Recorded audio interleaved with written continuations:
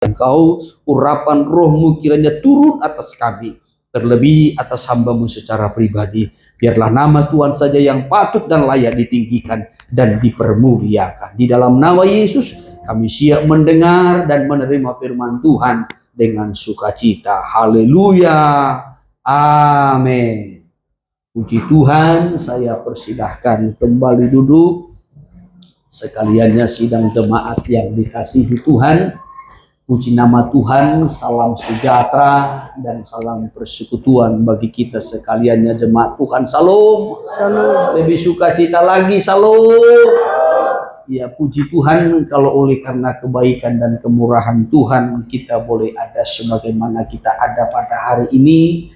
Tentu semua dalam kemurahan Tuhan, dalam pertolongannya, dalam kebaikannya, bahkan kasih sayang Tuhan yang masih terus berkelanjutan dalam hidup kita dari waktu ke waktu hingga sampai pada siang hari ini melalui ibadah kita yang pertama yang boleh terselenggara. Tentu semua berkat kasih dan anugerah Tuhan. Biarlah segala pujian, pengagungan dan penghormatan yang sudah kita persembahkan, biarlah semuanya itu kita persembahkan bagi Yesus, Kepala Gereja, mempelai pria sorga yang sungguh mengasihi kita. Kita melihat seri firman Tuhan dari kitab Yesaya dalam beberapa waktu ini, bagaimana kita mengalami kelepasan-kelepasan dari segala ikatan perbudakan perhambaan dosa, sama seperti bangsa Israel yang dilepaskan, saudaraku, dari perbudakan maupun ketika mereka dibuang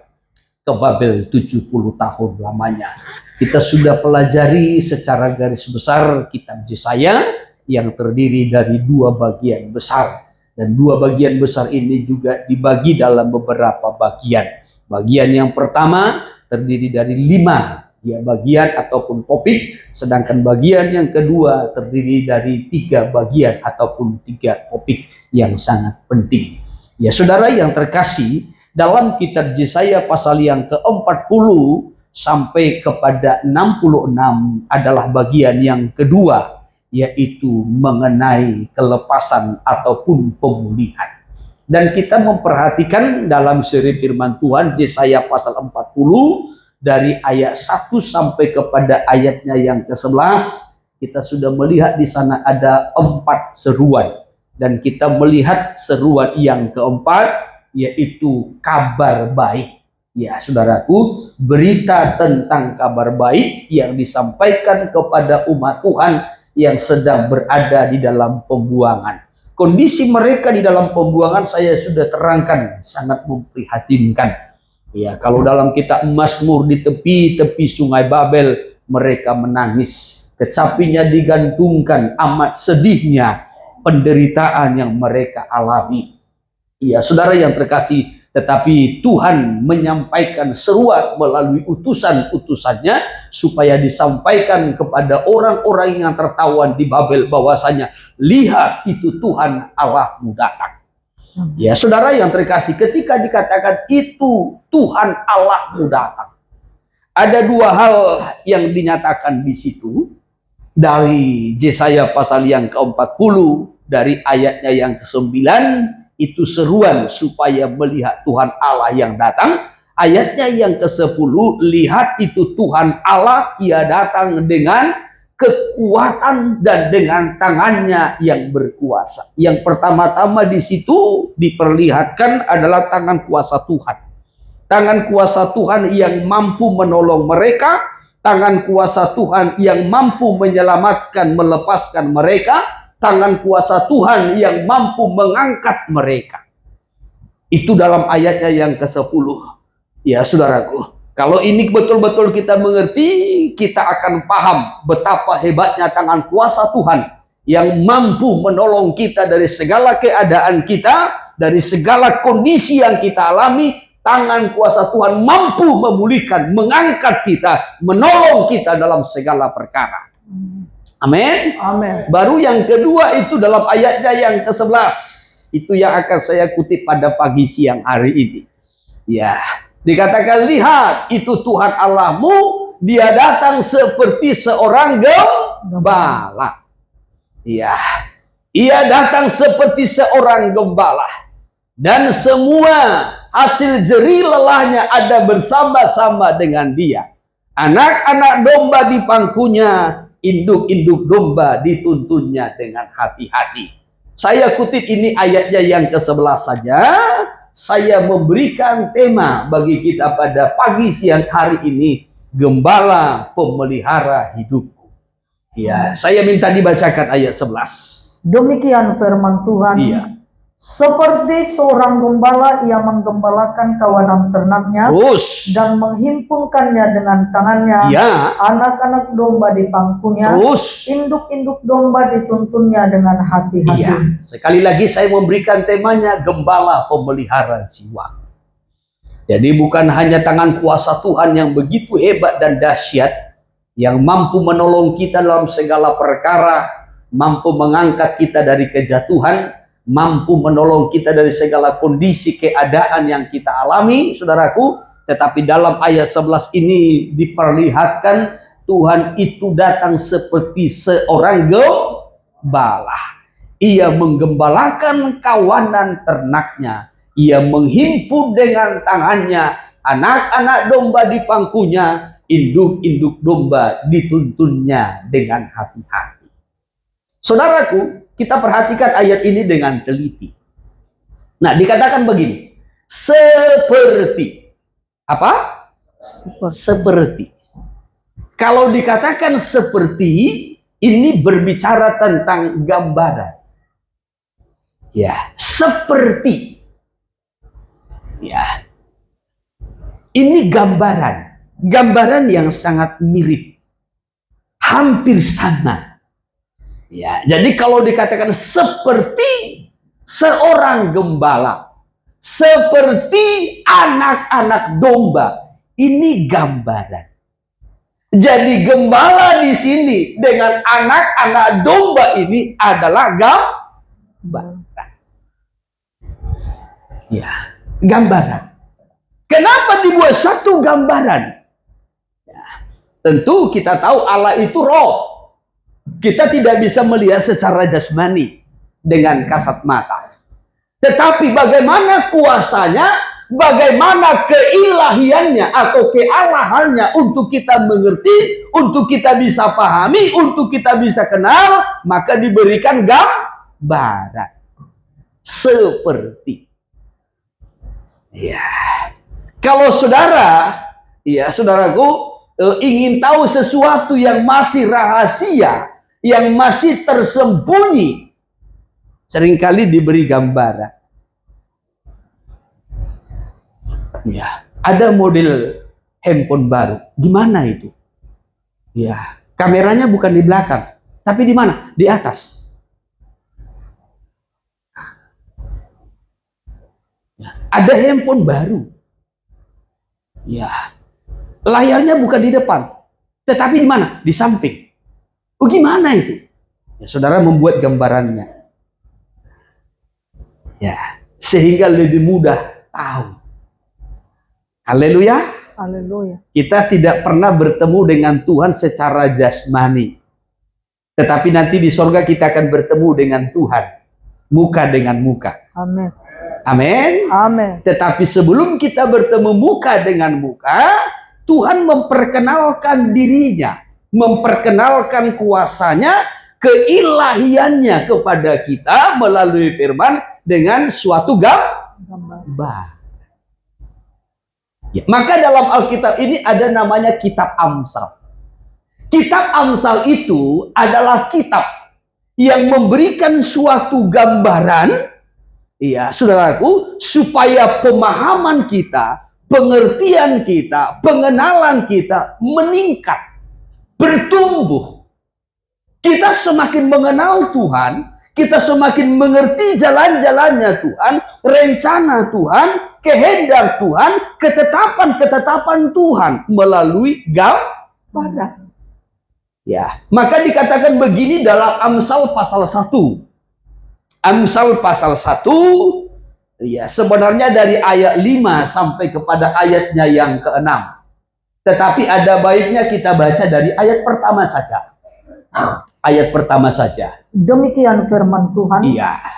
Tujuan Amsal ini. Iya. Amsal Salomo bin Daud Raja Israel. Iya. Untuk mengetahui hikmat dan didikan. Untuk mengetahui hikmat dan didikan. Terus. Untuk mengerti kata-kata yang bermakna. Supaya mengerti kata-kata yang bermakna, yang bermanfaat, yang berfaedah, yang bagaikan mutiara-mutiara yang berharga.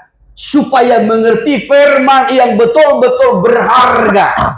Terus. Untuk menerima didikan yang menjadikan pandai. Ya, terus. Serta kebenaran, keadilan, dan kejujuran. Ya, terus. Untuk memberikan kecerdasan kepada orang yang tak berpengalaman. Ya. Dan pengetahuan serta kebijaksanaan kepada orang muda. Terus. Baiklah orang bijak mendengar dan menambah ilmu. Iya, terus. Dan baiklah orang yang berpengertian memperoleh bahan pertimbangan. Iya, terus. Untuk mengerti amsal dan ibarat. Untuk mengerti amsal dan ibarat. Gambaran, bayangan. Iya, terus. Perkataan dan teka-teki orang bijak. Ya, serta perkataan dan teka-teki orang bijak. Ya, rahasia, perkataan dan teka-teki atau rahasia orang bijak. Jadi untuk mengerti tentang Allah yang adalah rahasia, yang Allah itu adalah suatu rahasia. Allah itu kan rahasia. Amen. Ya toh? Amin. Bahasa Bataknya Hahomio. Hahomio. Ya. Allah itu rahasia. Sorga itu rahasia. Kematian itu rahasia. Maka tidak seorang pun yang tahu tentang kematiannya kapan. Ya, tidak seorang pun tahu kapan dia masuk sorga. Ya, tidak seorang pun tahu bagaimana suasana sorga kecuali kita membaca Alkitab. Tidak seorang pun tahu bagaimana Allah itu. Ya, kecuali dia membaca Alkitab dan dia mengetahui melalui gambaran yang diperlihatkan ataupun yang diperkenalkan melalui Alkitab. Ya, tetapi untuk mengerti teka-teki orang bijak, perkataan orang bijak, untuk mengerti rahasia itu, maka diberi gambaran. Haleluya. Haleluya. Iya, diberi gambaran. Ya, kita boleh baca sebentar dari terjemahan bahasa sehari-hari dulu. Terjemahan bahasa sehari-hari. Iya. Ayat pertama. Demikian firman Tuhan. Ya. Inilah petuah-petuah dari Salomo putra Daud Raja Israel. Ya, terus. Tujuannya ialah untuk menolong orang mengetahui bagaimana menjadi bijaksana. Ya, jadi tujuan Amsal itu, kitab Amsal itu, saudaraku, gambaran-gambaran di situ. Kita Amsal kan banyak soal gambaran, toh. Amin. Pernah baca kitab Amsal? Amin. Ya, saudara harus rajin membaca kitab Amsal. Bila perlu, tanggal 1 baca pasal 1, tanggal 2 baca pasal 2, tanggal 3 baca pasal 3, sampai nanti tanggal 31 selesai. Ya, ulang lagi bulan depan. Ya, ulang lagi bulan berikutnya. Ya, karena kitab Amsal itu banyak membahas soal hidup kita. Berbicara tentang kehidupan kita sehari-hari. Ya, sehingga kita mengerti. Kalau dalam terjemahan firman Allah yang hidup dikatakan supaya orang-orang muda pun tahu bertindak dalam segala keadaan. Jadi tidak gegabah. Ya, tetapi kita selesaikan dulu terjemahan sekarang ini. Ya, bahasa sehari-hari. Tujuannya ialah untuk menolong orang mengetahui bagaimana menjadi bijaksana. Mau bijak? Amin. Mau jadi bijak? Amin. Isi Allah toh. Nggak ada. Semua mau bijak? Amin. Baca kitab Amsal. Haleluya. Haleluya. Kan gak sulit kan? Ya. Mau orang-orang muda, anak-anak remaja mau bijak? Siapa mau si oto-oto? Seperti manusia oto. Semua mau bijak? Rajin baca kitab Amsal. Iya. Coba terus. Dan tahu tata tertib hidup, Nah, serta dapat memahami ungkapan-ungkapan yang mengandung arti Iya. yang dalam. tahu bagaimana tata tertib Hidup. hidup. Ya, baca kita Amsal supaya hidup kita tertib. Ya. Jadi tidak hidup sembarangan, tidak hidup sembrono, tidak hidup saudaraku dengan begitu bebas tanpa aturan, tanpa disiplin. Ya, apalagi ini anak-anak. Saya harap orang-orang tua ya ajarkan kepada anak-anakmu, tekankan kepada anak-anakmu supaya rajin baca kita Amsal. Nanti dia akan diajar oleh Tuhan, oleh Roh Kudus, sehingga dia mengerti bagaimana tata tertib hidup. Hidup seorang anak, hidup seorang remaja, hidup seorang muda, ya, dan terus akan makin bertumbuh, makin meningkat, makin dewasa. Ya, kenapa banyak anak-anak, orang-orang muda, remaja-remaja yang tidak tertib hidupnya? Tidak mengerti kita Amsal. Jarang baca kita Amsal. Ya, tidak menekankan ataupun tidak mempraktekkan kita Amsal ini dalam hidupnya. Bagaimana mau mempraktekkan, baca aja nggak pernah. Ya. Kalau hidup kita tertib, teratur, disiplin, dimanapun kita laku. Amin. Saudara nggak sulit cari kerja. Saudara nggak sulit diberkati. Karena saudara memiliki cara hidup yang tertib. Haleluya. Haleluya. Ya. Yusuf itu dipakai menjadi orang yang dikasihi, disayangi. Baik ketika dia di rumah Potifar, saudaraku, karena memiliki cara hidup yang tertib. Ya, ini memahami ungkapan-ungkapan yang mengandung arti yang dalam. Terus ayat 3. Petuah-petuah ini mengajar bagaimana orang dapat hidup dengan bijaksana, Terus, jujur, adil, dan benar. ya, terus orang yang tidak berpengalaman diajarnya, Terus, sehingga mempunyai pikiran yang yang tajam. tidak berpengalaman makin tajam. Ya, pikirannya makin tajam. Terus, Dan orang muda diajarnya menjadi orang yang pandai ya, dan dapat berpikir secara ya, dewasa. orang-orang muda diajarnya sehingga menjadi pandai dan berpikir secara dewasa. Ya, umur boleh muda, tetapi cara berpikir dewasa. Jangan umur, ya saudaraku, sudah lanjut, sudah bau tanah, tetapi masih kekanak-kanakan. Nah, ini yang parah. Ya, ini yang parah. Jangan-jangan surga pun menolaknya. Ya, tetapi umur boleh muda, tetapi cara berpikir itu dewasa. Belajar kita Amsal. Terus, dengan petuah-petuah ini orang bijaksana pun akan bertambah pengetahuannya. Terus, dan orang yang telah berpendidikan akan mendapat bimbingan. Iya, jadi yang bijak pun makin meningkat.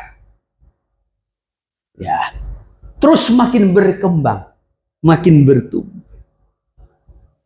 Ya, saudara nanti boleh baca sampai kepada ayatnya yang ke-6.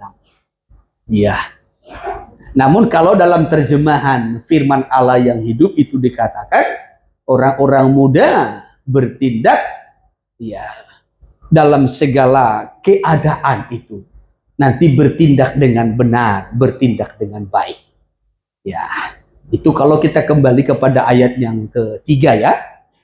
Ya, terjemahan firman Allah yang hidup, coba sebentar. Demikian ayat yang ketiga. Iya. Iya, boleh atau dari ayat 2 juga boleh.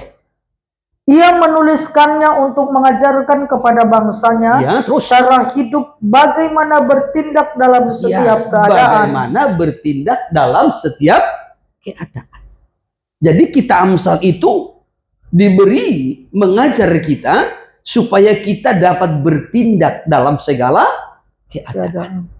Jadi tidak bertindak dengan gegabah, tetapi kita betul-betul bertindak dengan matang, dengan dewasa. Ya, maka penekanannya ayat 3 dengan ayatnya yang keempat itu secara khusus kepada orang-orang muda.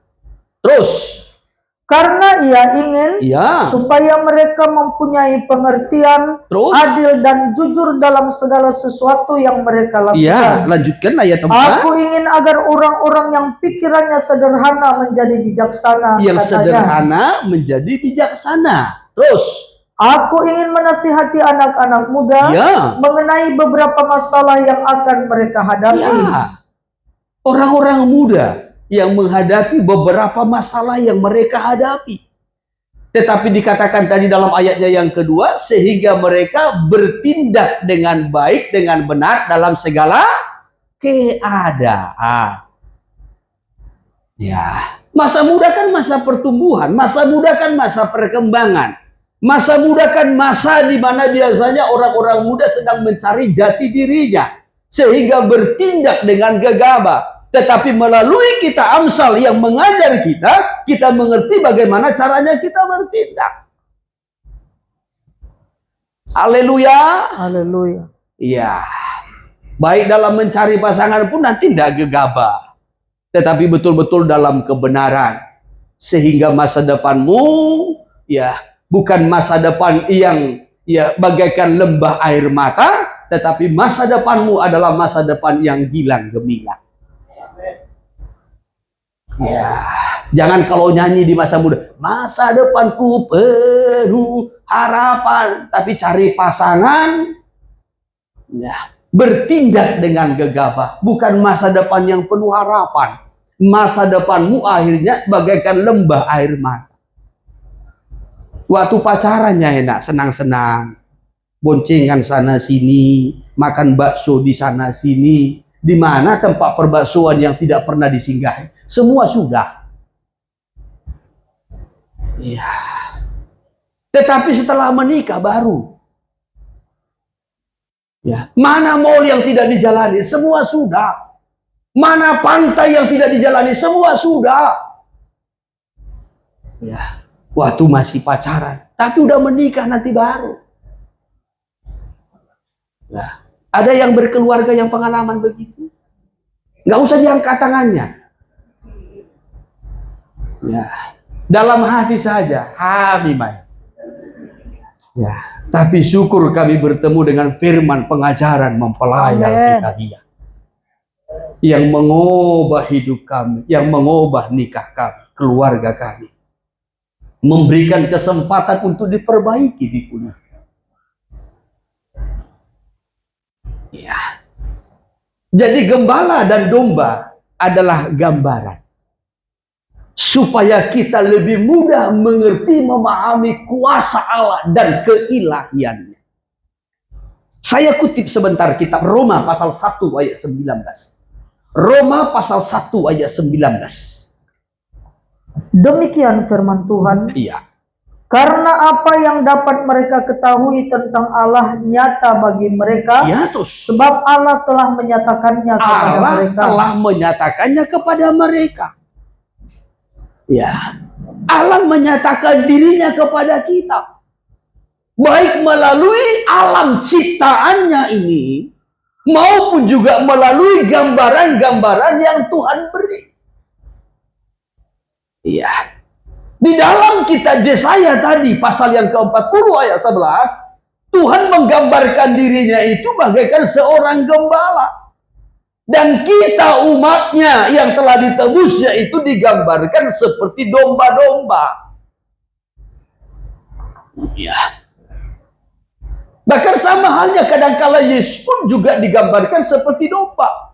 Ada kalanya dia disebutkan sebagai anak domba, ada kalanya dia digambarkan sebagai domba yang keluh, ada kalanya dia dikatakan sebagai anak domba Allah, ada kalanya dia dikatakan sebagai anak domba yang dikorbankan, anak domba yang tidak bercacat, tidak bercela, tidak bernoda. Semua itu gambaran ya untuk menyatakan kepada manusia tentang kuasa Allah, tentang keilahiannya yang lebih mudah kita pahami.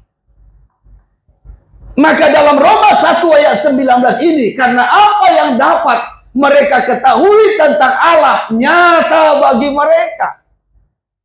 Ya, nyata bagi kita melalui gambaran, untuk kita bisa mengerti tentang Allah. Ya, bahkan dilanjutkan lagi, ya, sebab Allah telah menyatakannya kepada mereka. Terus 20 Sebab apa yang tidak nampak dari apa yang tidak nampak pada diri Allah, yang tidak terlihat pada diri Allah, terus yaitu kekuatan yang yaitu kekal dan kekuatannya yang kekal dan keilahiannya. Saudara bisa melihat kekuatan Tuhan? Tidak bisa. Saudara bisa melihat keilahiannya, kealahannya? Tidak bisa. Kita hanya bisa mengetahui melalui gambaran. Iya, melalui gambaran. Salah satu terus. Kepada pikiran dari karyanya, Ya, sejak dunia diciptakan, sehingga mereka tidak dapat berdalih. maka Tuhan menyatakannya, baik melalui ciptaannya ini, Tuhan sedang memperkenalkan dirinya. Pada mulanya Allah menciptakan langit dan bumi. Bumi belum berbentuk dan kosong. Gelap gulita menutupi samudra raya dan roh Allah melayang-layang di atas permukaan air. Perhatikan ayatnya yang ketiga, Kejadian 1 ayat 3. Berfirmanlah Allah, jadilah terang, maka terang itu jadi. Haleluya. Haleluya. Ya, Allah menciptakan terang dan terang itu jadi. Apakah kegelapan masih ada? Ada. Masih. Iya. Iya toh? Iya. Lalu dipisahkannya Terang itu dari gelap. terang itu dari Gelap. Dari sini kita melihat bahwasanya Allah menyukai terang. Maka Allah memisahkan terang dari Gelap. ya. Dari cara Allah mencipta, dari karya Allah, kita mengenal Allah, mengerti kesukaan Tuhan, kesenangan Tuhan. Apa yang Tuhan senangi? Terang. Ya, kegelapan masih ada. Oleh sebab itu dia pisahkan kegelapan itu dari terang. Tuhan menciptakan kita, umatnya menjadi umat yang hidup dalam terang. Menjadi pelita, menjadi terang dunia. Tetapi kita berpisah dengan kegelapan, pisah dengan orang-orang yang hidup dalam kegelapan. Jadi dari Tuhan mencipta, kita bisa mengerti pikiran Tuhan. Dari cara Tuhan bekerja, kita bisa mengerti sifatnya Tuhan. Dari cara Tuhan memberikan gambaran, kita bisa mengerti, kita bisa mengenal Tuhan. Amin. Haleluya. Haleluya. Haleluya. Haleluya. Ya. Maka pengertian kita terus makin meningkat. Ya, jadi dari firman inilah juga kita nanti bisa mengerti. Sifat-sifat manusia pun kita bisa mengerti. Ya, kami pun bisa mengerti sifat-sifat jemaat. Ya, cara hidup jemaat, perilaku jemaat, tujuannya.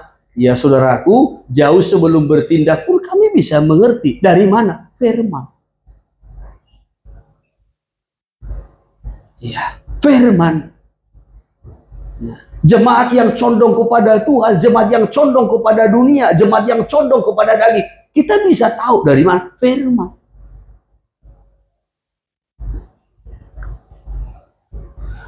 Ya. Maka tadi dari awal kita sudah melihat kitab Amsal mengajar orang-orang yang tidak berpengalaman, yang berpikiran sederhana bisa menjadi bijaksana, yang tidak tahu menjadi tahu. Haleluya. Haleluya. Ya, apalagi disertai dengan roh. Disertai dengan roh Allah. Sebab roh Allah itu akan menyingkapkan segala sesuatu yang rahasia. Terlebih-lebih yang ada dalam diri Allah. Itu kan 1 Korintus pasal yang kedua ayatnya yang ke-9 sampai kepada ayat 10. Ayat 9 dikatakan, apa yang tidak pernah engkau lihat, apa yang tidak pernah engkau dengar, apa yang tidak pernah timbul dalam hatimu, itu dinyatakan kepadamu. Melalui apa? Melalui roh. Itu ayat 10-nya. Iya. Ya. Jadi roh itu menyingkapkan segala sesuatu yang rahasia. Hanya seringkali kita tarik kepada diri kita soal berkat. Ya, aku tidak pernah terpikir aku menjadi orang kaya. Ternyata bisa menjadi orang kaya. Saudara yang terkasih, ya, sebenarnya itu bukan ditarik kepada soal harta, kekayaan, soal berkat jasmani, bukan. Ya. Maka perlu dibaca ayat sebelumnya dan ayat sesudahnya. Itu kan bicara tentang perkara-perkara rohani. Tentang Tuhan, tentang sorga. Ya. Hanya seringkali orang menarik itu kepada dirinya secara jasmani. Ya. Apa yang tidak pernah timbul dalam hatimu. Ya. Dia nggak pernah timbul dalam hatimu. Tetapi akhirnya dia hadir dalam hatimu. Bukan itu. Jangan dipelintir-pelintir ayat itu. Ya. Kalau ada pelayan atau hamba Tuhan yang khotbah seperti itu, selesai khotbah bisikkan kepada dia, bro, ayat ini bicara tentang perkara rohani. Ya, ini bukan bicara tentang jodoh yang tidak pernah timbul dalam hatimu. Ternyata itu jodohmu. Bukan.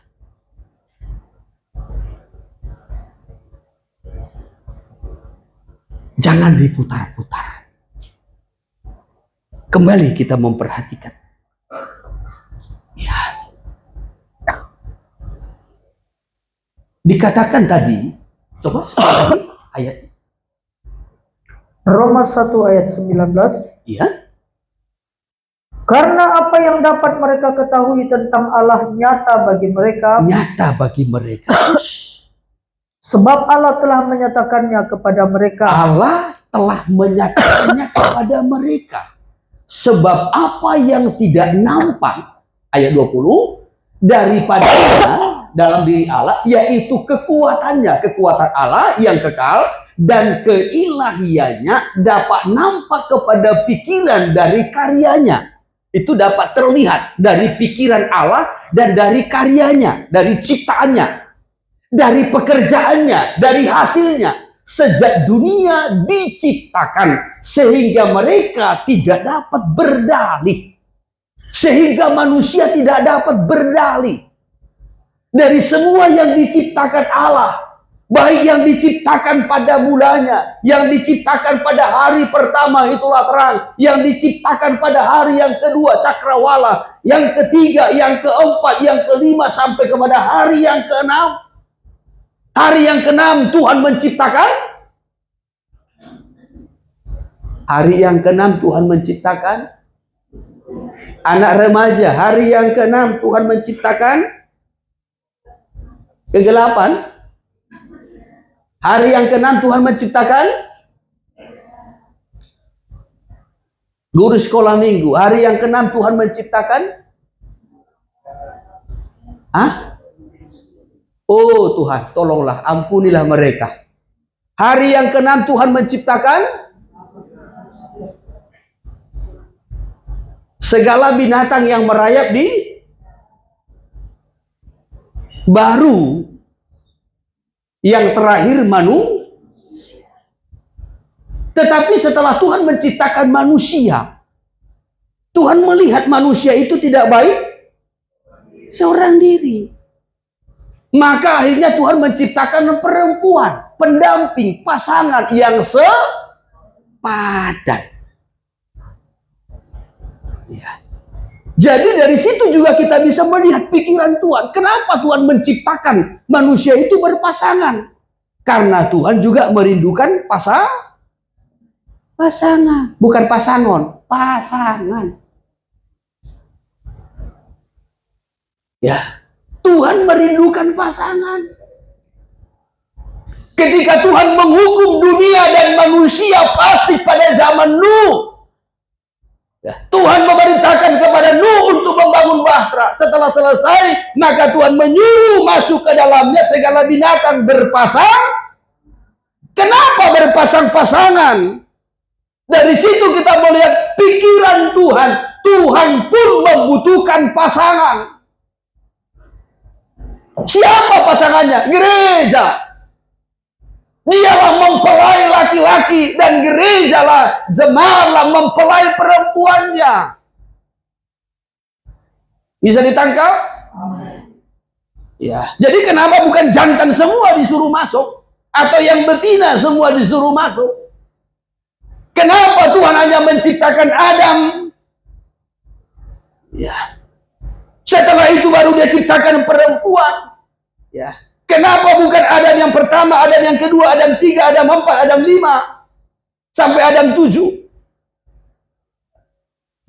Kenapa hanya satu laki-laki? Setelah itu Tuhan ciptakan perempuan. Dari karya Tuhan, kita melihat pikiran Tuhan. Tuhan pun merindukan pasangan. Maka Tuhan pun tahu kebutuhanmu. Kalau engkau sedang butuh seorang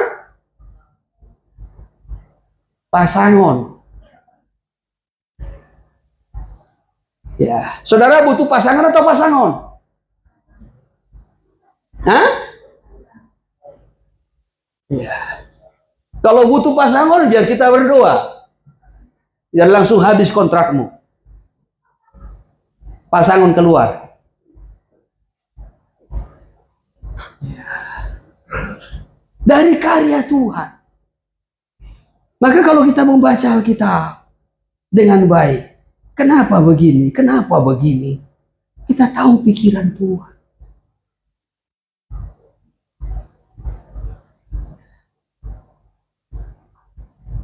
Maka Tuhan berkata dalam Kejadian pasal 2, tidak baik manusia seorang diri. Karena Tuhan sendiri pun butuh.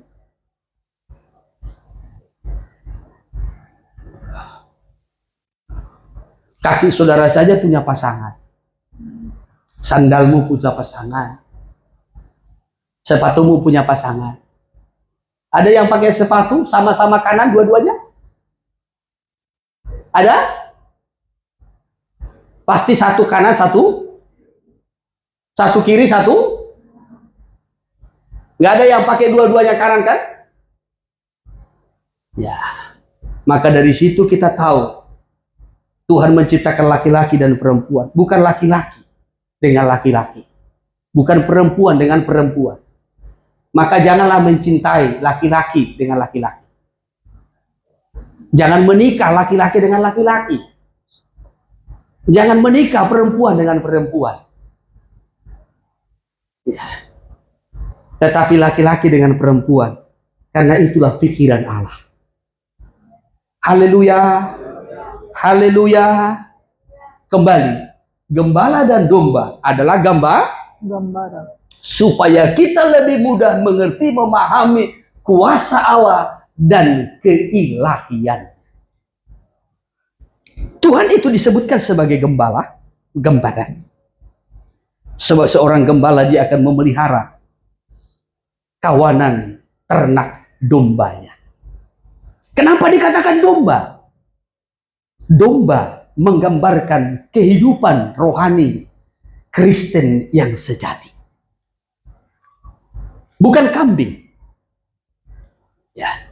Walaupun kambing dengan domba itu memiliki kesamaan, beberapa kesamaan. Tetapi dikatakan gembala domba. Dia gembala, umatnya domba-dombanya. Jadi domba itu menggambarkan Kristen sejati. Ingat ya, Kristen bukan Israel sejati. Israel sejati, minggu yang lalu saudara sudah paham toh? Ya, Nata? Ya. Tetapi domba itu adalah Kristen sejati.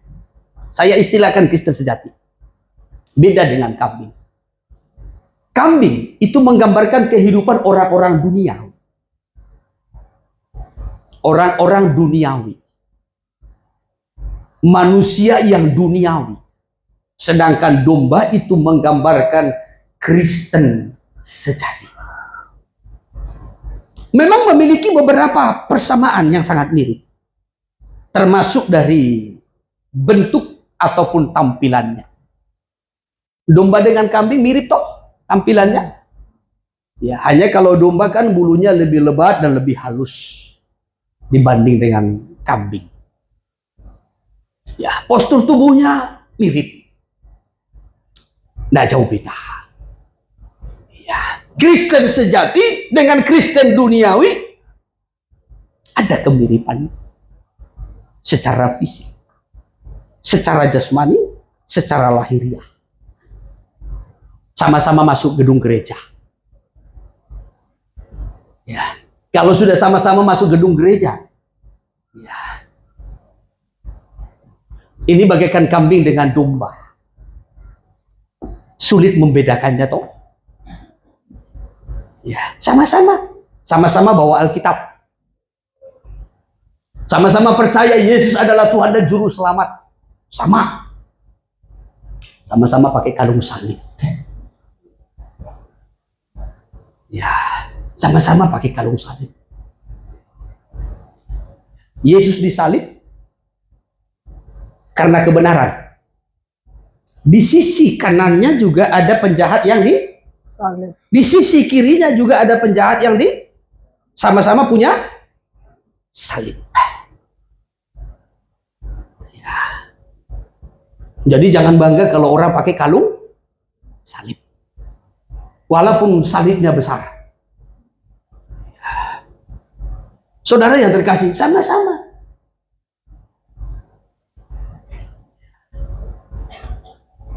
Domba dengan kambing tampilannya sama. Sama-sama masuk gedung gereja. Sama-sama pakai Alkitab. Sama-sama percaya Yesus Tuhan dan Raja. Sama-sama pakai kalung salib. Tetapi kita Wahyu pasal 2 ayat 9 dan Wahyu pasal 3 juga ayat 9 mencatat bahwasanya ingat ada namanya jemaat iblis. Ada jemaat iblis. Pada pasal 2 ayat 9 jemaat iblis yang dikatakan di situ di tengah-tengah lingkup jemaat Semirna toh? Ya. Iya kan? Amin. Ya. Jemaat Semirna yang diajak supaya tetap setia sampai mati. Tetapi di situ ya ada jemaat iblis. Coba Wahyu pasal 2 ayat 9. Demikian firman Tuhan. Iya. Aku tahu kesusahanmu dan kemiskinanmu. Terus. Namun engkau kaya. Ya. Dan fitnah mereka. Terus. Yang menyebut dirinya orang Yahudi. Ya. Tetapi yang sebenarnya tidak demikian. Melainkan sebaliknya mereka adalah jemaah iblis. Ya, jemaat. Ini teguran ini kepada siapa? Jemaat toh? Amin. Ya. Tapi jemaat yang bagaimana? Yang duniawi.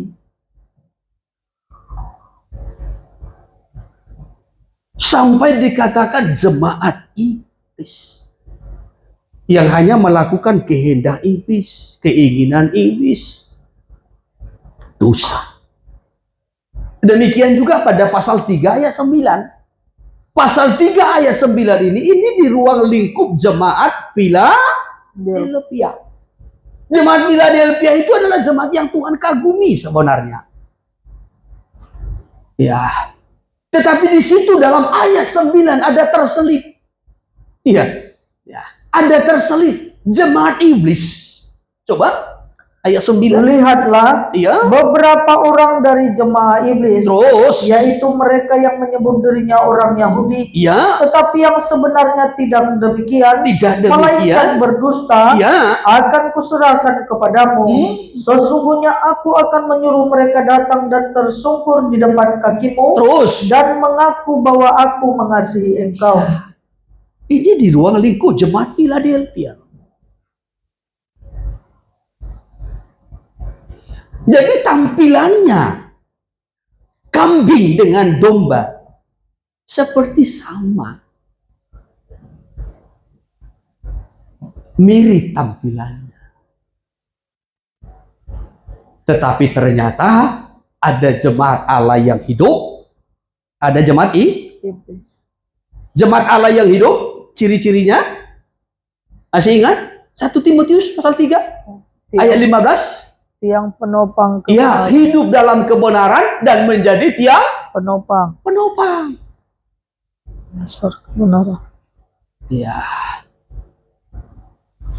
Yang dikatakan Kristen sejati itu digambarkan seperti domba.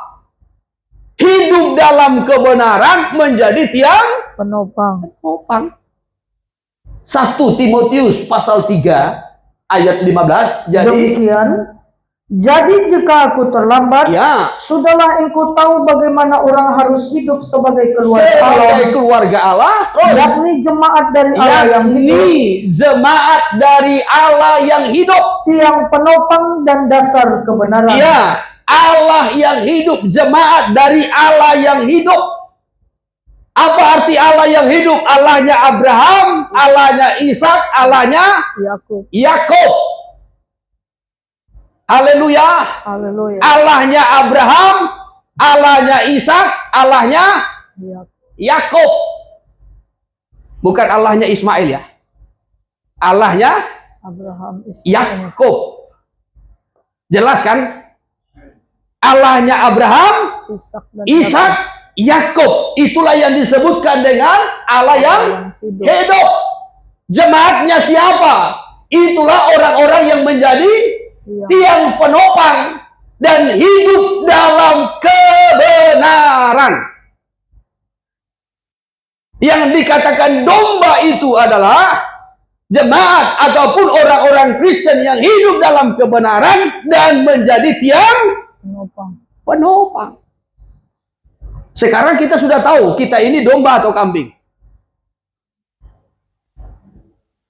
Ya, nggak perlu angkat tangan. Ya, kepada Tuhan saja kita langsung mengaku, Tuhan, selama ini rupanya aku masih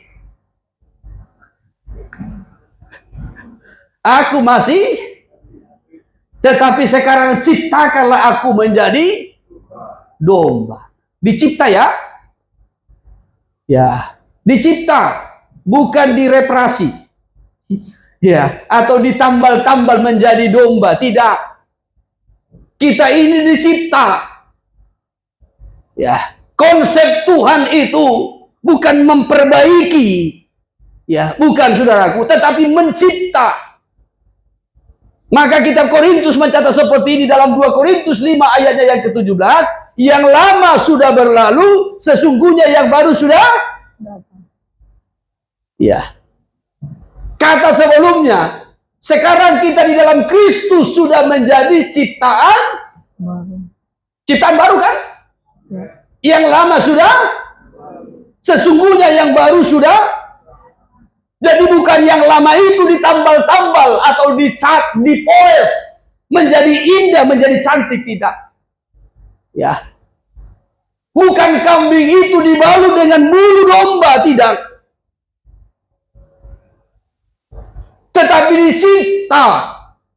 Konsep Tuhan itu menciptakan kita menjadi baru. Tuhan berkata kepada Yeremia, Yeremia, pergi sebentar ke tempat tukang periuk. Dalam Yeremia 18. Maka Yeremia pergi.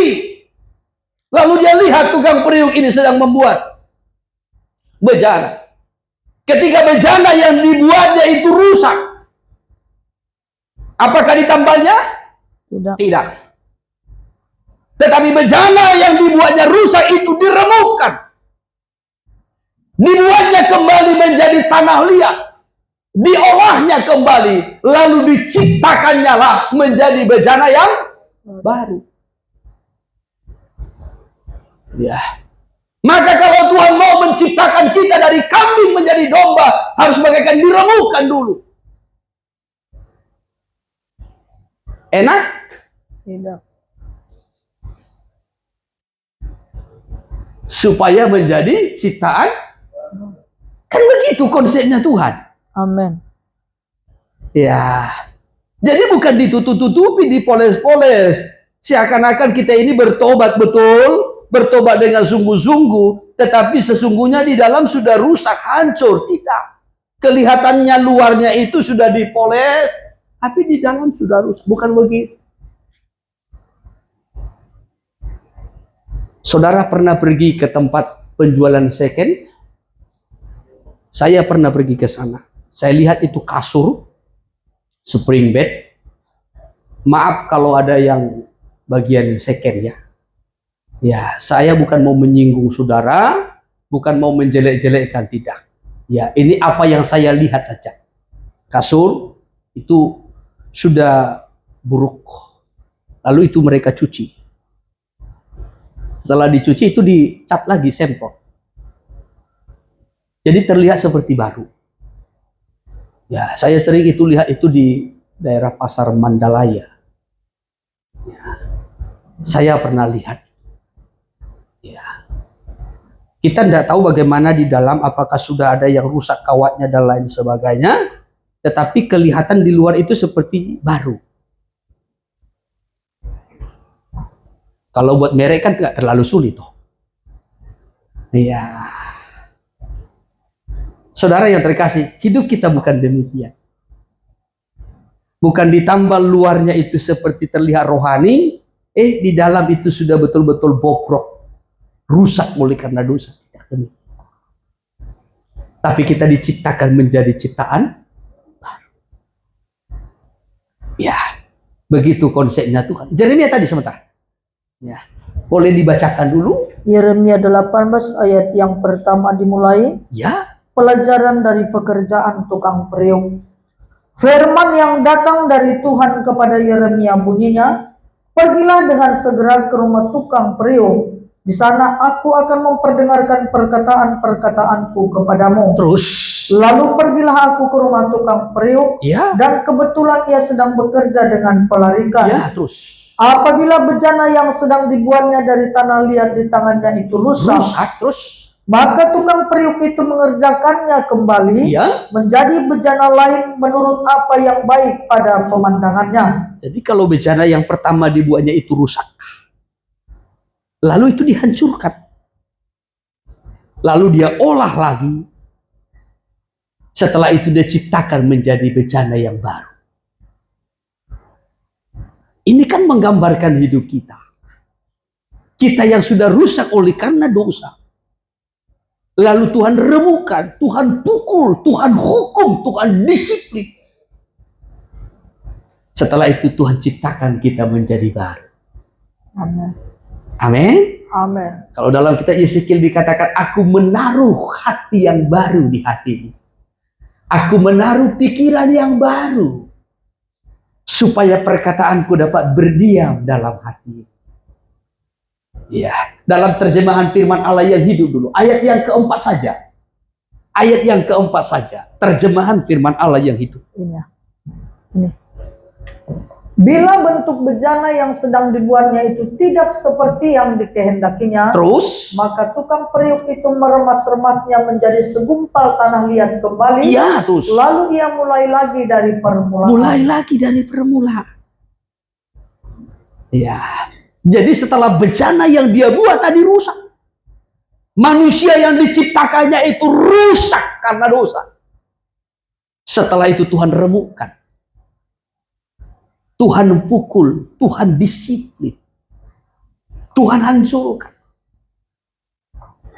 Ya, seperti pemazmur mengungkapkan ketika dalam kesadarannya, ya, hatiku remuk, jiwaku hancur.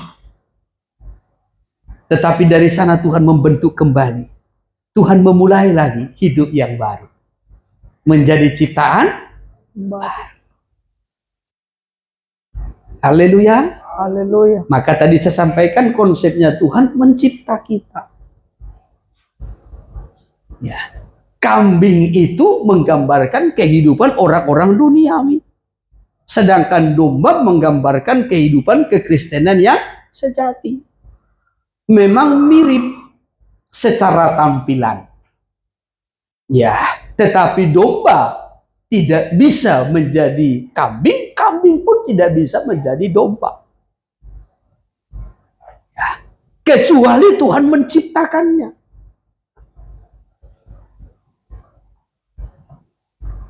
Ya, domba tidak bisa menyamar seperti kambing, kambing juga tidak bisa menyamar seperti domba.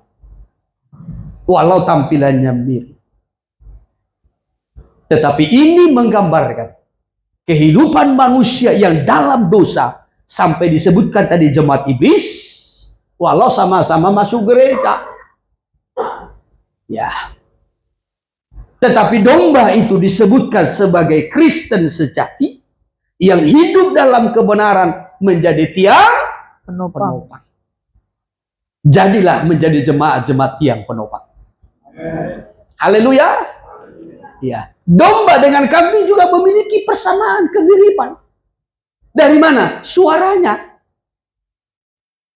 Ya. Suaranya. Kalau kambing? Kambing? Loh. Domba?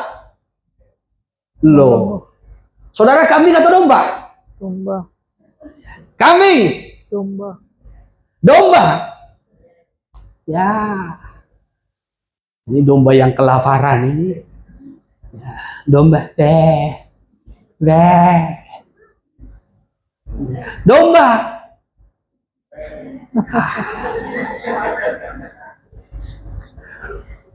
Nggak jelas nih dombanya. Domba.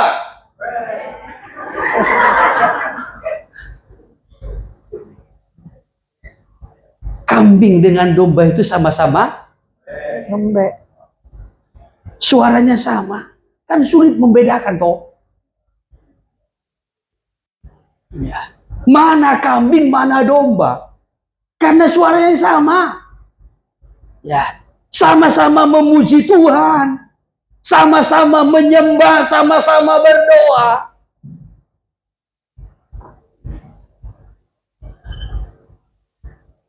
Kalau saudara tidak melihat wujudnya, saudara hanya mendengar suaranya, kan sulit membedakan.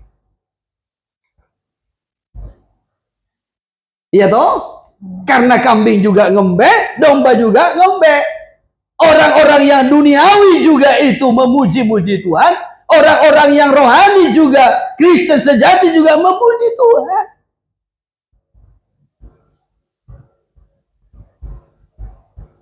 Di gereja juga nyanyiannya, ku mau cinta Yesus selamanya. Di lapo juga itu nyanyi.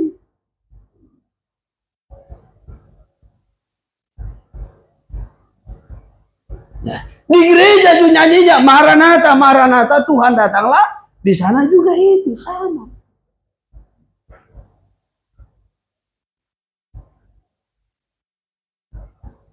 Sama kan? Ya, sama-sama ngembek. Ya. Tetapi dari mana kita mengetahuinya? Dah sulit. Lukas pasal 6 ayat 46.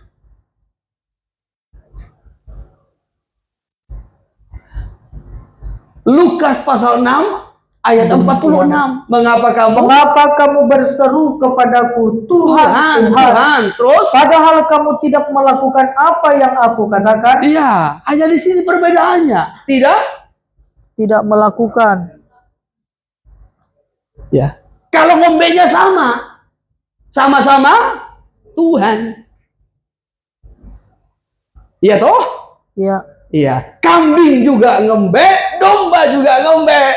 Orang duniawi juga berkata Tuhan. Ya. Apalagi kalau mengalami kesusahan, kesulitan. Oh, lagi Yesus dohubai doaku.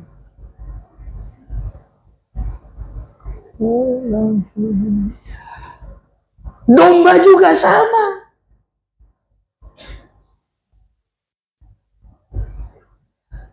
Tapi dari mana kita mengetahui mana kambing, mana domba? Ini. Ya. Kambing tidak melakukan apa yang dikatakan oleh firman. Domba melakukan. Kalau Matius pasal 7 dari ayat 21 sampai 23. Bukan setiap orang yang berseru Tuhan, Tuhan masuk dalam kerajaannya. Tetapi hanya setiap orang yang melakukan kehendaknya. Iya toh? Amin. Ya, maka nanti dalam Matius pasal 25 ayat 31 sampai 33, ketika dia datang di awan-awan permai dalam kebesaran dan kemuliaannya sebagai raja di atas segala raja, Tuhan di atas segala Tuhan, maka dia akan mengumpulkan semua manusia, kambing dan domba, lalu dipisahkannya lah seorang demi seorang. Domba di kanan, kambing di Kiri. kiri. Kepada domba dikatakan, masuklah dalam kesukaan, masuklah dalam kebahagiaan. Tetapi kepada kambing yang di sebelah kiri, terkutuklah engkau dan enyahlah. Sebab tidak melakukan apa yang Tuhan firmankan. Ada persamaannya. Tampilannya mirip. Suaranya mirip. Apa persamaannya yang ketiga? Persamaannya yang ketiga, memberi rasa yang sama. Saudara pernah makan daging kambing? Pernah.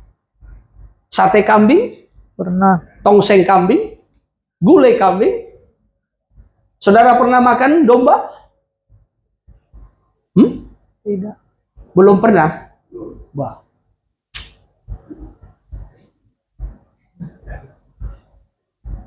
Ya, saudara carilah itu. Ya, kalau ada nanti kasih tahu kepada yang lain. Di sana ada sate domba. Saya sudah pernah makan dua-duanya. Rasanya sama. Ya, dampaknya juga sama. Sama-sama membuat darah tinggi. Ya. Karena harganya juga membuat darah tinggi. Ya, sama. Jadi sama-sama memberi rasa. Tetapi ada perbedaan. Orang yang duniawi dengan Kristen sejati sama-sama memberi rasa. Sama-sama memberi persembahan. Sama-sama memberi korban. Sama-sama melakukan ibadah. Memberi rasa yang sama. Tapi ada bedanya.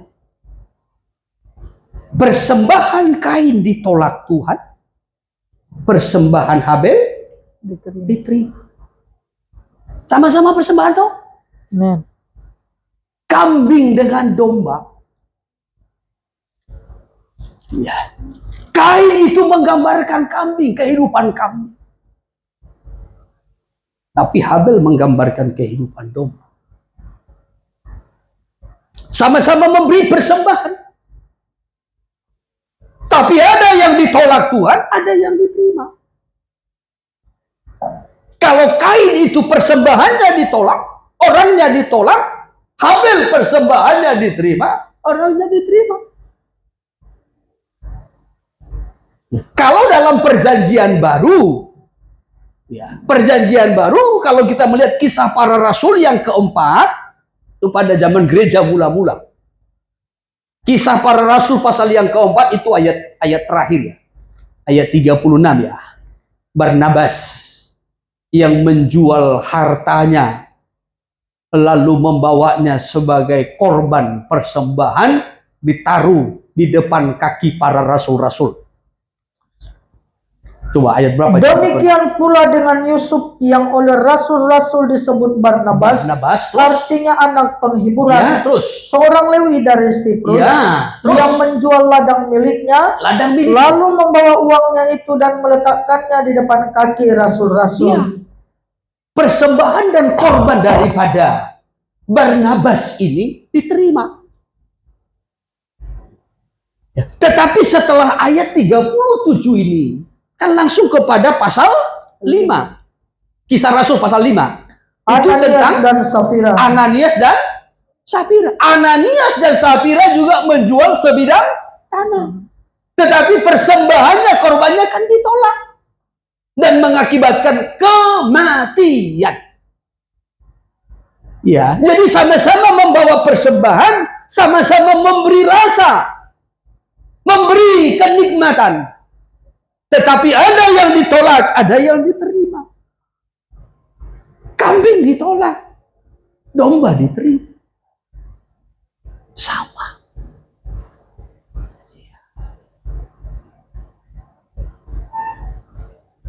Sama, saudara. Sama-sama memberi korban. Iya. Domba juga kan kalau tidak, kambing dengan domba juga kan kalau tidak menjadi korban, kalau tidak disembelih, kan tidak tahu rasanya. Saudara tahu rasa kambing? Tahu.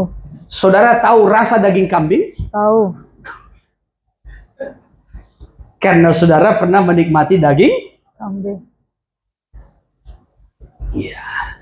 Saudara menikmatinya kan setelah menjadi Korban. korban, disembelih. Manang hari harat tamu dan disembelih.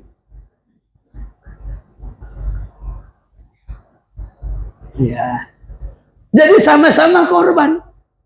Tapi ada korban yang ditolak, ada korban yang diterima. Jangan pikir semua persembahan kita diterima, semua korban kita diterima, belum tentu. Kita kambing atau domba. Ya.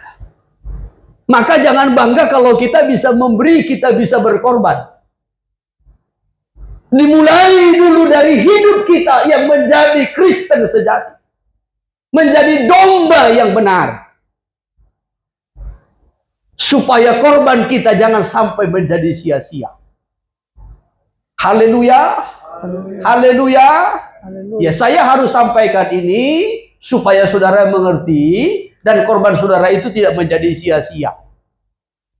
Saya bersyukur, saya bangga, saya berterima kasih kalau saudara mengerti, bisa memberi, bisa berkorban.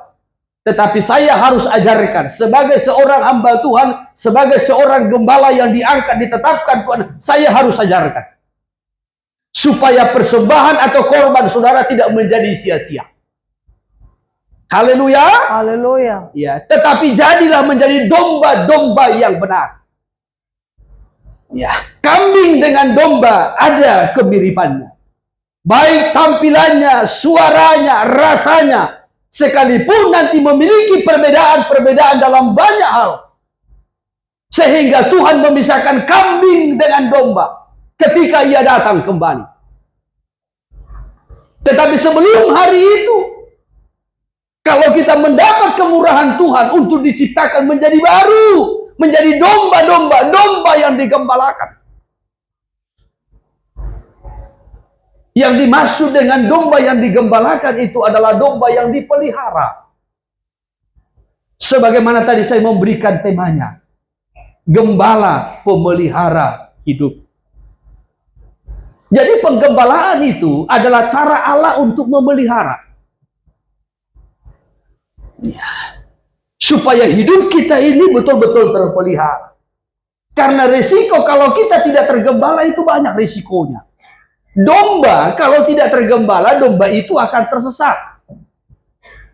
Tidak terarah. Bahkan mengembara. Ya, dan hidupnya terancam. Dalam Yeremia pasal yang ke-50 dari ayatnya yang ke-6 sampai kepada ayatnya yang ke-7, Tuhan menegur ya, para gembala-gembala atau pemimpin-pemimpin umat pada zaman Nabi Yeremia. Ya, dikatakan bahwasanya gembala-gembala membiarkan domba-domba itu berkeliaran, tersesat, tidak terarah, tidak diarahkan ke tujuan, ke Sion. Sehingga domba-domba itu berkeliaran dan menjadi mangsa bagi binatang buas. Ayat 7 sampai 8, sampai ayat 6 sampai 7. Yeremia 50 ayat 6 dimulai. Iya. Umatku tadinya seperti domba-domba yang hilang. Terus. Mereka dibiarkan sesat oleh gembala-gembalanya. Ya. Dibiarkan mengembara di gunung-gunung. Terus. Mereka berjalan dari gunung ke bukit. Ya. Sehingga lupa akan tempat pembaringannya. Ya. Terus siapapun yang menjumpai mereka memakan habis mereka. Ya. Dan lawan-lawan mereka berkata, kami tidak bersalah. Karena mereka telah berdosa kepada Tuhan tempat kebenaran. Ya. Tuhan pengharapan nenek moyang mereka. Mereka berdosa dengan cara meninggalkan Tuhan. Itu dalam Yeremia pasal 2. 2 kali umatku berdosa. Mereka meninggalkan aku sebagai sumber air hidup, kata Tuhan. Sehingga mereka tersesat. Mereka mengembara. Mereka tidak diarahkan kepada tujuan. Kepada Sion, Yerusalem baru. Akhirnya mereka menjadi mangsa binatang buas. Ini kalau tidak tersesat. Kalau dalam kitab Markus, domba-domba kalau tidak tergembala dengan baik, mereka nanti menjadi lelah. Sampai berkata, orang banyak ini seperti domba-domba yang tidak tergembala. Mereka lelah. Ya, tidak mendapat tempat pembaringan. Ya, saudara yang terkasih, seringkali kita menjadi lelah menjadi orang Kristen. Jenuh menjadi orang Kristen, jenuh menjadi orang baik karena kita tidak tergembala dengan baik. Ya, sesat, liar, terancam hidupnya. Saudaraku, mengembara, ya, lelah, bukan hanya itu, lapar dan haus. Karena domba tidak bisa cari makan sendiri. Ya, tidak bisa cari minum sendiri. Maka dia butuh seorang gembala. Kalau domba tidak tergembala, dia lapar haus. Orang-orang Kristen kalau tidak tergembala dengan baik akan lapar haus. Kalau sudah lapar dan haus, ingat kitab Amos ya? Ya. Berkata mereka akan jatuh rebah. Jatuh rebah. Kalau tidak tergembala, tidak ada yang peduli. Kita ini diperhatikan Tuhan karena kita ini tergembala. Yang hilang dicarinya, yang tersesat dibawanya pulang, yang luka di balutnya. Ada kalanya kita terluka, ada kalanya kita dilukai oleh orang-orang yang iri dengan kita. Tetapi kalau kita tergembala, Tuhan mau balut. Tuhan berkata, ampuni dia. Seperti aku mengampuni. Sudah, maafkan dia. Tapi kalau kita tidak tergembala, saudaraku, luka ini sulit sembuhnya. Ya, saudara masih ada lukanya? Masih ada yang terluka? Hah? Sudah sembuh semua? Ya, kalau luka di tangan, luka di kaki cepat sembuhnya pakai betadine.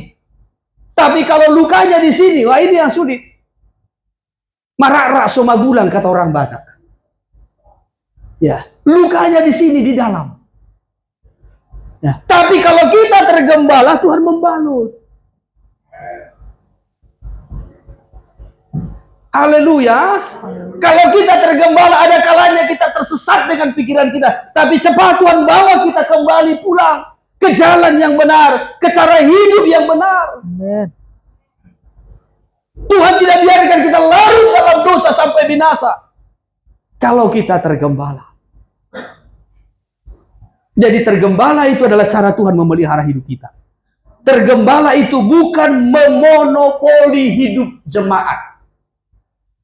Sekali lagi saudaraku, ya, kita tergembala bukan berarti supaya gembala sidang itu, pendeta itu memonopoli hidup saudara, tidak. Sebagai gembala kami tidak memiliki hak, ya, 0,5% pun, jangankan 1%. Ya, untuk memonopoli hidup saudara, tidak. Saudara punya hak bebas. Tetapi firman yang punya hak atas seluruh hidup saudara. Itu pun kalau saudara mau. Sebab Tuhan dari sejak semula selalu memberikan kehendak bebas bagi manusia. Baik kehendak saudara, waktu saudara, hidup saudara, keuangan saudara, bukan mau dimonopoli, tidak. Tidak. Ya, kami tidak punya hak untuk hidup saudara. Yang punya hak itu firman. Itu pun kalau saudara mau. Saya berikan contohnya. Ya, kalau Alkitab contohnya melarang supaya kita jangan merusak tubuh kita. Contohnya dengan semok. Itu yang mudah semok? Ya. Saudara masih mau semok atau bebas semok? Itu kan kehendak saudara. Ya. Saya tidak bisa memonopoli. Ya. Di GBUCM tidak boleh orang yang semok masuk. Nggak bisa. Hanya Alkitab. Itu pun kalau saudara mau. Ya. Tapi jangan pula semok bebas, tetapi jinah jalan terus. Sama saja. Lebih parah lagi. Ya.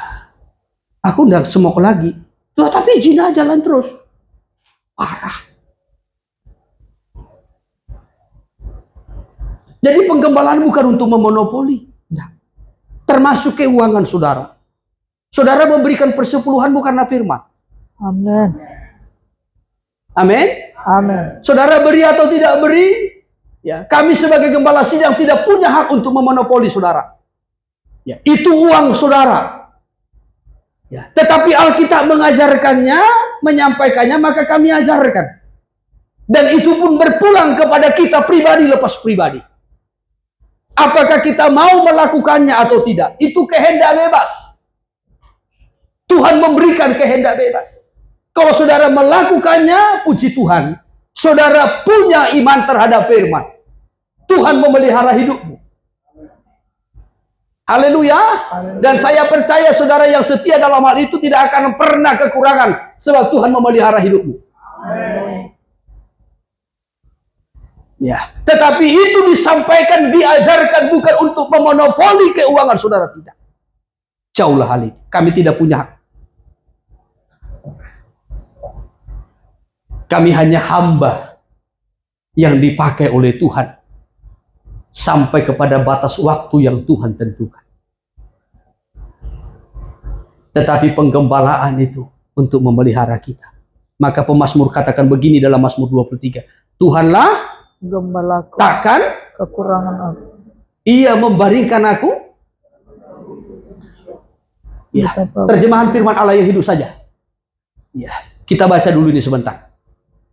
Supaya kita lebih melihat kalimatnya yang lebih sederhana dalam hidup kita sehari-hari.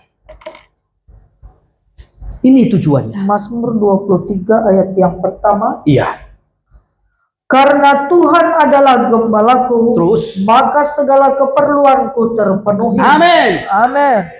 Karena Tuhan gembalaku, maka Segala keperluanku terpenuhi. amin. Amin. Terus, ya. Ia membaringkan aku di atas rumput hijau. Terus, Dan menuntun aku sepanjang anak sungai yang tenang airnya. ya.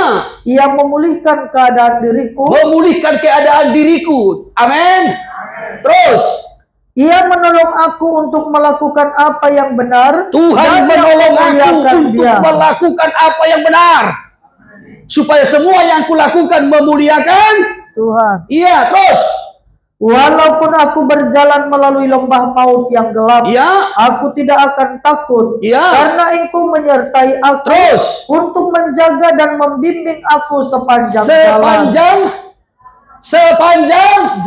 sepanjang jalan hidupku.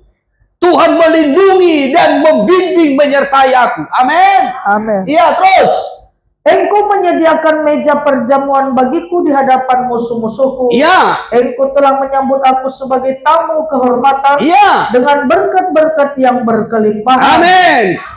Amin. Di hadapan musuhmu pun Tuhan menyediakan meja hidangan sehingga musuhmu melihat, oh ini orang benar, orang yang diberkati oleh Tuhan karena Tuhan menyediakan berkatnya dalam kelimpahannya. Sampai musuh-musuhmu, orang yang membencimu, orang yang menghinamu, yang mengejekmu melihat hidupmu diberkati oleh Tuhan. Haleluya. Terus, Kebajikan dan kebaikan hatimu akan menyertai aku sepanjang umurku. Terus, dan aku akan diam bersama Engkau dalam rumahmu untuk selama-lamanya. sampai Tuhan datang menjemput kita, sampai kita bersama-sama dengan Dia selama-lamanya. Itulah tujuannya kenapa Tuhan tampil sebagai seorang gembala untuk memelihara hidup kita dari sekarang sampai haleluya. Puji Tuhan, saya batasi firman-Nya sampai di sini. Kiranya Tuhan menolong kita.